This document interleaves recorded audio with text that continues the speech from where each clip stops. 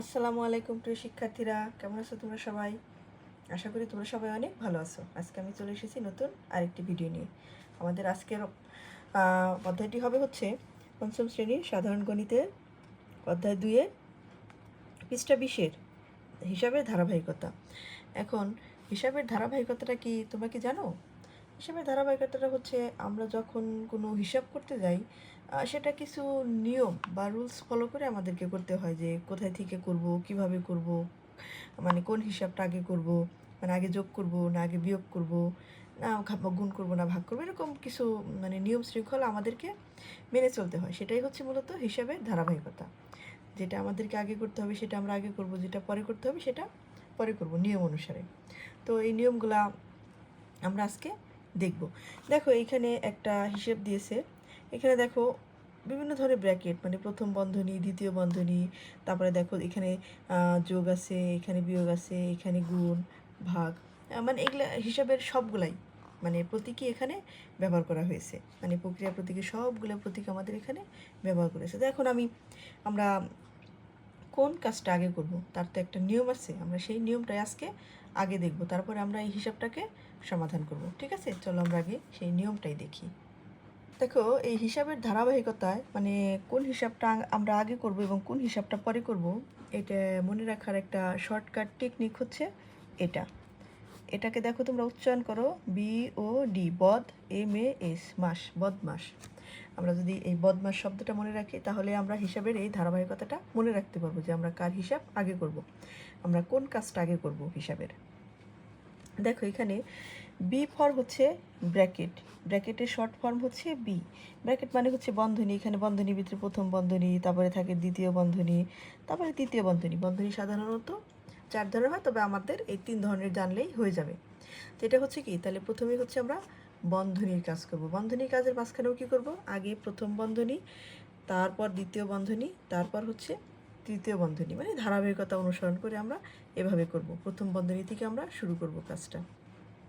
ঠিক আছে, তারপরে বদমাসের বি চলে গেল। তারপরে কি ও, ও হচ্ছে অফ, অফের কাজ বোঝায়। অফ হচ্ছে, অফের বাংলা হচ্ছে এর, এর কাজটাও হচ্ছে মূলত গুণের মতো, এরটাও মূলত এই গুণের মতো কাজ করে থাকে, যেন আমি গুণ চিহ্ন ব্র্যাকেটে দিয়ে রেখেছি। তবে তোমাদের এই কাজটা নেই, তারপরে বোঝার সুবিধার জন্য আমি তোমাদেরকে এটাও বলে দিলাম। তারপরে কি আছে ডি, ডি ফর হচ্ছে ডিভিশন, ডিভিশনের এই বাংলা হচ্ছে ভাগ। এই যে ভাগ সাইন দ্বারা আমি বুঝিয়েছি যে ডিভিশন হচ্ছে ভাগ, এই যে লিখেও দিয়েছি। তারপর আমরা ভাগের কাজ করব, মানে এই ধারাবাহিকতাটা অনুসরণ করব আমরা, নিচের দিকে উপর দিকে নিচের দিকে আসবো, এই ধারাবাহিকতা অনুসরণ করে আমরা হিসাব করব। তো ভাগের পরে আমাদের কি আসবে, multiplication, M for multiplication. Multiplication মানে হচ্ছে গুণ, এই যে এই গুণটাকে ইংলিশে বলা হয় মাল্টিপ্লিকেশন। হ্যাঁ, এটার মানে হচ্ছে গুণ। তারপরে আমরা গুণের কাজ করব। হ্যাঁ, দেখো তাহলে প্রথমে ব্র্যাকেট, তারপরে ভাগ, তারপরে আমরা গুণের কাজ করব। গুণের কাজ করা শেষ হয়ে গেলে তারপরে আমরা দেখব এই যে এ, বদমাসের এ, BOD শেষে গেছে, এম এর পরে এ পর হচ্ছে অ্যাডিশন, এ পর অ্যাডিশন। অ্যাডিশন মানে হচ্ছে যোগ, এই যে যোগ। হ্যাঁ, যোগের ইংলিশ হচ্ছে অ্যাডিশন। তারপরে আমরা এই অ্যাডিশনের কাজ করব। এখন অ্যাডিশনের কাজ করা শেষে মাসের এই যে এস বাকি আছে, শুধু বদমাসের এই যে এসটা বাকি আছে, এই এসে হচ্ছে সাবট্রাকশন। সাবট্রাকশন হচ্ছে বিয়োগ, বিয়োগ কি ইংলিশে বলা হয় সাবট্রাকশন। সবার শেষে কি, তাহলে সবার শেষে আমরা বিয়োগের কাজ করব। দেখো প্রথমে আমরা বন্ধনীর কাজ করব, তারপরে ভাগের কাজ, তারপরে গুণের কাজ, তারপরে যোগ, সবার শেষে আমরা কি বিয়োগের কাজের মাধ্যমে আমরা হিসাবটাকে শেষ করব। বুঝতে পারছো? তারপরে আমরা আরও কিছু বাড়তি পড়া দেখব, এগুলো মানে তোমাদের জন্য খুবই প্রয়োজনীয় জানা, জেনে রাখলে খুবই সুবিধা হবে। চলো দেখি। তো আমি এখানে কিছু বিষয় লিখে রেখেছি যেটা আমাদের হিসেবে আছে, কিন্তু আমাদের বইতে দেয়া নেই, আগের বইতে ছিল, মানে 2025 সালের গণিত বইতে এগুলো আমাদের দেয়া ছিল। প্রথমে আমি কি লিখেছি, সংখ্যা প্রতীক। দেখো আমরা যে কোনো হিসাব করতে গেলে এই সংখ্যাগুলো ব্যবহার করি। সংখ্যা সাধারণত মানে অঙ্ক, অঙ্ক হচ্ছে মূলত 10টা, এই 10টা অঙ্ককে বলা হয় হচ্ছে সংখ্যা প্রতীক। তো সংখ্যা প্রতীকের সংখ্যা কয়টি, 10টি। আমি আবারও বলতেছি, এগুলো শেখা খুবই জরুরি, বিশেষ করে সঠিক উত্তর এবং হচ্ছে সংক্ষিপ্ত প্রশ্নের জন্য। বুঝতে পারছো? হ্যাঁ, তাহলে আমাদের সংখ্যা প্রতীক কয়টি, সংখ্যা প্রতীক হচ্ছে 10টি। কি আছে, 0 থেকে 9 পর্যন্ত। যেমন আমাদের যদি প্রশ্ন করা হয় আমাদের গণিতে অঙ্ক কয়টি, অঙ্কও কিন্তু আমাদের এই 10টি। বুঝতে পারছো?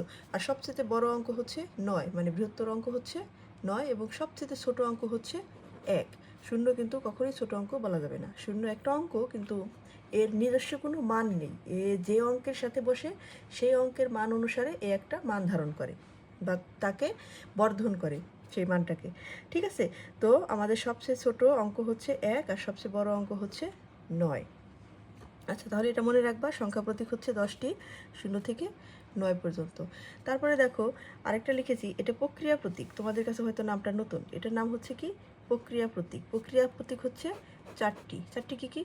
যোগ, বিয়োগ, তারপরে কি গুণ, ভাগ। এই যে আমরা যে হিসাব করার সময় যোগ, বিয়োগ, গুণ, ভাগ দেখলাম একটু আগে, এই 4টাকে বলা হয় হচ্ছে প্রক্রিয়া প্রতীক। এই প্রতীকগুলোর নাম হচ্ছে প্রক্রিয়া প্রতীক। তো আমাদের প্রক্রিয়া প্রতীক হচ্ছে 4টি। ঠিক আছে? এরপরে যেটা আসবে সেটা হচ্ছে আমাদের সম্পর্ক প্রতীক। সম্পর্ক প্রতীক মানে সম্পর্ক নির্ধারণ করবে হিসাবের ক্ষেত্রে।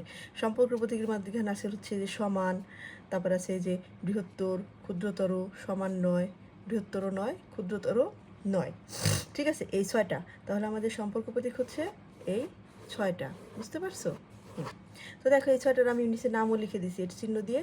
এটার নাম হচ্ছে সমান, তারপরে এই চিহ্নটার নাম হচ্ছে বৃহত্তর, এই চিহ্নটার নাম হচ্ছে ক্ষুদ্রতর, তারপরে কি দেখো এই চিহ্নটার নাম হচ্ছে সমান 9, মানে সমান দিয়ে যখন আমি এরকম কেটে দিব তখন সেটার মানে হবে সমান 9।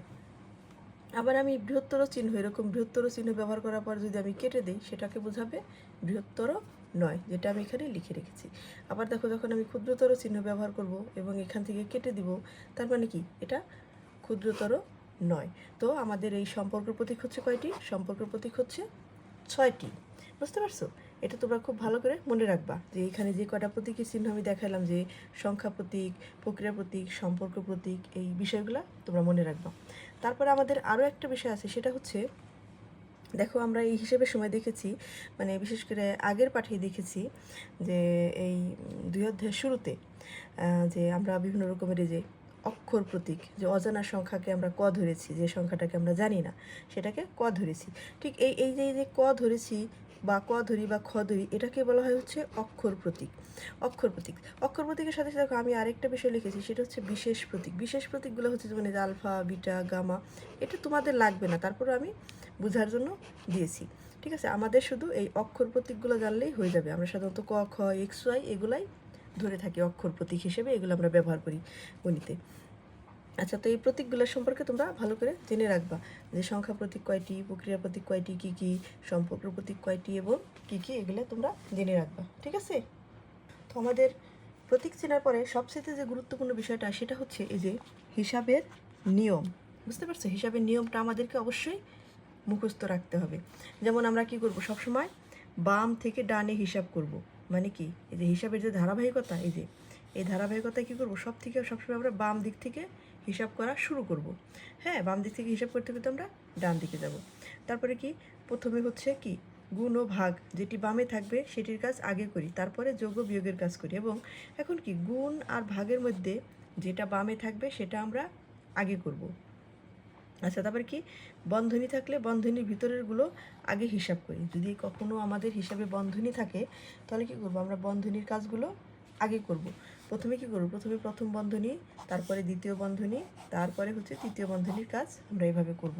তো দেখো এই অঙ্কটা, কাজটা আমাদের শুরুতে দিয়ে দিয়েছিল। তো আমি তোমাদেরকে এই হিসাবটা একটু বুঝিয়ে দিই।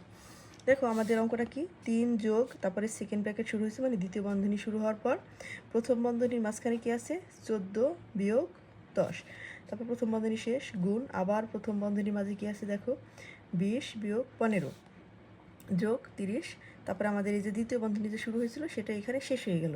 হ্যাঁ, তার মানে কি, দ্বিতীয় বন্ধনীর কাজ এখান থেকে এই পর্যন্ত, দ্বিতীয় বন্ধনীর মাঝখানে হচ্ছে আবার প্রথম বন্ধনী আছে, তারপরে ভাগ 25 বিয়োগ 4। তো দেখো আমরা হিসেবের নিয়ম অনুসারে আমরা পড়েছিলাম হচ্ছে বদমাস। বদমাস মানে কি, ব্র্যাকেট। প্রথমে কি করতে হবে, আমাদের বন্ধনী কাজ করতে হবে। বন্ধনীর মধ্যেও আমরা প্রথমে কোন বন্ধনী কাজ করব, আমরা প্রথমে প্রথম বন্ধনীর কাজ করব। বুঝতে পারছি? এখানে যে প্রথম বন্ধনী, তাহলে দেখো আমাদের 3 যেভাবে আছে আমরা সেভাবেই রেখে দিব, 3 যোগ, তারপরে দ্বিতীয় বন্ধনী করব, করার পর প্রথম বন্ধনীর কাজটুকু শুধু আমরা করব, যে এখানে কি আছে 14 বিয়োগ 10। এখন 14 থেকে যদি আমি 10 বিয়োগ করি তাহলে আমার কত হয়? 4। আর যখনই আমি এখানে এই প্রথম বন্ধনীর ভিতরে যোগ বিয়োগ গুণ ভাগ যেটাই থাকুক, আমি যখন সেটা করব, করার পরে এই বন্ধনীর কাজ শেষ। এই বন্ধনীতে আর থাকবে না, বন্ধনীটা উঠে যাবে। তো এই বন্ধনীতে দেখো, এই যে 14 থেকে 10 বিয়োগ করলে 4, 4 লিখছি, আমাদের কিন্তু এখানে আর প্রথম বন্ধনী নেই। তারপরে কি আছে? গুণ গুণ। আবার এখানে প্রথম বন্ধনীর মাঝখানে কি আছে? 20 বিয়োগ 15। তো 20 থেকে 15 বিয়োগ করলে 5 থাকে। দেখো এখানে কিন্তু আমাদের প্রথম বন্ধনী আর একটাতেও নেই, কারণ দুইটারই আমাদের হিসাব করা শেষে বন্ধনী উঠে গেছে নিয়ম অনুসারে। তারপরে কি আছে? যোগ যোগ 30 আছে, 30। তারপরে দ্বিতীয় বন্ধনী ছিল, দ্বিতীয় বন্ধনী আমরা দিয়ে দিলাম। তারপরে ভাগ 25 বিয়োগ 4, নিয়ম অনুসারে আমরা যা আছে তাই রেখে দেবো, আমরা শুধু বন্ধনীর কাজটুকু করলাম। এখন দেখো, বন্ধনীর কাজ করার ক্ষেত্রে প্রথম বন্ধনী যেহেতু আগে করেছি, এরপরে কি আছে? আমাদের দ্বিতীয় বন্ধনীটা রয়ে গেছে। এখন দ্বিতীয় বন্ধনীর ভিতরেটুকু আমরা আগে খেলবো, মানে আমরা এটুকু আগে খেয়াল করবো। এটুকুর ভিতরে আবার দেখবো যে কোন প্রতীকটা আগে আছে, প্রক্রিয়া প্রতীক। হ্যাঁ, আমাদের বলা হয়েছিল কিন্তু আমরা বামে থেকে হিসাব করব। দেখো এখানে গুণ আছে এবং যোগ আছে, কিন্তু বাম পাশে হচ্ছে আমাদের গুণ আছে, এই জন্য আমরা গুণের কাজটা আগে করব। তাহলে কি করবো? এটুকু 3 যাও যেভাবে আছে ওইভাবে লিখে দিব। লিখে দেওয়ার পর দ্বিতীয় বন্ধনী শুরু হবে। শুরু হওয়ার পর এই 4 5 20, কারণ আমরা কি গুণের কাজ আগে করব, বলা আছে যে আমাদের বাম পাশ থেকে হিসাব আগে করতে হবে। তো 4 5 20 যোগ যোগ 30 30। তারপর কি? এই যে দ্বিতীয় বন্ধনী আছে, দ্বিতীয় বন্ধনী এখানে আমরা শেষ করলাম। গুণ ভাগ ভাগ 25 বিয়োগ 4। হ্যাঁ, আমরা এটা যেভাবে ছিল সেভাবে রেখে দিলাম। এখন দেখো আমাদের কি আছে? এখানে দ্বিতীয় বন্ধনীটুকু আছে, বন্ধনীর ভিতরে কাজ আগে শেষ করতে হবে। তাহলে আমরা 3 যোগ যেভাবে ছিল সেভাবে রেখে দিব। এখন দেখো 20 আর হলো 10 যোগ করলে কত হয়? আমাদের 0 0 যোগ করলে 0, 3 আর দিয়ে 5, 50। তাহলে দেখো এই দুইটা আমাদের যোগ করার সাথে সাথে আমাদের বন্ধনীর ভিতরে আর কোনো হিসেব বাকি নেই, হিসেবটা শেষ হয়ে গেছে। এই জন্য আমাদের বন্ধনী এখানে আর বসবে না, বন্ধনী উঠে যাবে। আমরা 50 লিখব। লেখার পর ভাগ ভাগ 25 বিয়োগ 4, যা আছে আমরা অবশিষ্ট লিখে দেব। এখন দেখো, তারপরে আসলে হচ্ছে আমাদের বদমাশের নিয়ম অনুসারে কি ব্র্যাকেটের কাজ শেষ হওয়ার পরে কি আসে? ভাগের কাজ আসে। তাহলে কি করব? এই দেখো 50 ভাগ 25, এখানে কিন্তু কোনো বন্ধনী নেই, আমাদের প্রতীক দেখে বুঝতে হবে, প্রক্রিয়া প্রতীক দেখে বুঝতে হবে আমরা কোনটার কাজ আগে করব। বন্ধনী শেষ হয়ে যাওয়ার পর কি আমাদের নিয়ম অনুসারে ভাগের কাজটা আগে হয়। তো আমরা এই যে দেখো এইটুকু করব, 50 ভাগ 25। এখন 50টা আমরা 25 দ্বারা ভাগ করলে আমাদের ভাগফল হবে হচ্ছে, মানে যেহেতু এটুকু করবো তাহলে এটুকু আমরা আগে লিখবো, এইভাবে যেভাবে আছে সেভাবে লিখে দেবো। লিখে দেওয়ার পর এটুকু আমরা হিসাব করব। হিসাব করলে 25 দিয়ে 50টা ভাগ করলে আমাদের 2 হয়, আমরা 2 লিখছি। বিয়োগ আছে বিয়োগ 4। এখন দেখো এটা করার পরে আমাদের কি আসে? প্রথমে আসে হচ্ছে আমাদের যোগের কাজ, মানে আমরা লিখেছিলাম কিন্তু বদমাস, এম এর পরে এ আসে। এ হচ্ছে কি? অ্যাডিশন। অ্যাডিশন মানে হচ্ছে যোগ, তো আমরা যোগের কাজ করব। তাহলে এখানে যোগ আছে হচ্ছে 3 আর 2। মনে রাখবা, কোনো অঙ্কের আগে যে মানে প্রতীক বলবে সেই অঙ্কটা সেই প্রতীকটাকেই বহন করবে। যেহেতু 2 এর আগে যোগ আছে, তার মানে 2 হচ্ছে যোগের। আবার 4 এর আগে কি? বিয়োগ আছে না, তো 4 হচ্ছে বিয়োগের মানে মান বহন করতেছে। আবার যদি কোনো অঙ্কের মানে বাম দিকে মানে সামনে কিছু না থাকে, কোনো প্রতীক না থাকে, তাহলে সেটাকে আমরা যোগের ধরে নিব। তাহলে দেখো এটাও যোগের, এটাও যোগের, যোগেরগুলা কি আমরা একসাথে করবো। তাহলে 3 আর 2 যোগ করলে আমাদের কি হয়? আমাদের 5 হয়। 5 এর নিয়ম অনুসারে বিয়োগ বিয়োগ 4। এখন দেখো লাস্টে হচ্ছে মানে হিসাবের শেষের ধাপ হচ্ছে আমাদের বিয়োগের কাজ। তো 5 থেকে 4 বিয়োগ করলে আমাদের এই যে 1 থাকে।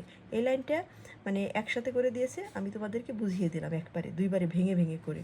মানে 3 আর 2 যোগ করলে 5 বিয়োগ বিয়োগ 4। এখন 5 থেকে 4 বাদ দিলে 1। তো এভাবেই হিসাবগুলা করতে হবে, বুঝতে পারছো? তো অঙ্কগুলা খুবই মজার এবং খুবই সহজ। তোমরা যদি একটু মনোযোগ সহকারে দেখো তাহলেই তোমরা শিখে যাবা, বুঝতে পারছো? তো এরপরের ক্লাসে আমরা শিখাবো হচ্ছে এই যে হিসাবের, এই যে এই হিসাবগুলো আমরা করে দেখো। দেখো তারপর আরও ছোটো ছোটো দুটো হিসাব আছে, আমি তোমাদেরকে একটু দেখিয়ে দিচ্ছি। আচ্ছা, এই যে দেখো, এখন একটা আছে বন্ধনী ছাড়া, একটা আছে বন্ধনী সহ। যখন আমাদের বন্ধনী ছাড়া থাকবে তখন আমরা প্রক্রিয়া প্রতীকের সাইন অনুসারে অঙ্কগুলো সমাধান করব, মানে হিসাবগুলো শেষ করব। কিন্তু যখন আমাদের বন্ধনী থাকবে তখন হিসাবটা কিন্তু উল্টে যাবে, তখন কিন্তু আর এই প্রক্রিয়া প্রতীক ধরে আমরা হিসাব করতে পারবো না, তখন আমাদের বন্ধনী ধরে হিসাব শুরু করতে হবে। তো দেখো এখানে 1 নম্বর অঙ্কটা যদি আমরা সমাধান করি, আমরা নিয়ম অনুসারে জানি প্রথমে হচ্ছে কি ডিভিশনের কাজ। বদমাস, বদমাস দেখছো, BODMAS, এই যে প্রথমে কি ডিভিশন না, যেহেতু ভাগ আছে আমাদের। তাহলে যদি আমরা ভাগ করি, মনে করো এই 2 দিয়ে যদি 12 ভাগ করি তাহলে কি 6 2 12 আমাদের 6 হয়, গুণ গুণ 3 3। দেখো তারপরে যদি গুণ করি 3 6 18 হয়েছে আমাদের ফল এখানে। কিন্তু দেখো এই হিসেবে যদি আমাদের এখানে দেখো 2 আর 3 ব্র্যাকেট দিয়ে দিছে, তো আমরা যদি করি এখন এই বদমাশের নিয়ম অনুসারে আমরা কিন্তু আগে ডিভিশনের কাজ করতে পারবো না। এখন কি করতে হবে, আমাদের বন্ধনীর কাজ আগে করতে হবে, বন্ধনীর কাজ। তো বন্ধনীর মধ্যে কি আছে আমাদের 2 আর 3 গুণ আছে। তো আমরা কি করবো, নিয়ম অনুসারে 12 যেভাবে ছিল রেখে দিব, এই যে ভাগ ভাগ তারপরে 3 2 6। আমরা বন্ধনী কাজটা করেছি আগে। তো এখন দেখো 6 দিয়ে 12 ভাগ করলে কি হয় 2, দেখছো। এখন বন্ধনী ব্যবহার করলে কি হয়েছে, বন্ধনী ব্যবহার করার ফলে একই হিসাব কিন্তু সমাধানের উত্তরটা কি হয়েছে, ভিন্ন হয়ে গেছে, মানে ভিন্ন উত্তর পাওয়া গেছে। এটা বন্ধনী ছাড়া এটার উত্তর 18 আর এটা বন্ধনী সহ এটার উত্তর 2। তাহলে দেখা যাচ্ছে হিসাবে যদি বন্ধনী ব্যবহার করা হয় তাহলে আমরা একেবারেই ভিন্ন ধরনের উত্তর পাই। বুঝতে পারছো? তো আজকের ক্লাসটা এ পর্যন্তই। তো পরবর্তী ক্লাসে আমরা এই 1 আর হচ্ছে এই যে নিচের 2 এই হিসাবগুলা সমাধান করব। তো ততক্ষণ পর্যন্ত তোমরা সবাই ভালো থেকো। আর আমার ভিডিওটা যদি তোমাদের ভালো লেগে থাকে তাহলে আমার চ্যানেলটিকে সাবস্ক্রাইব করো এবং লাইক কমেন্ট শেয়ার করো।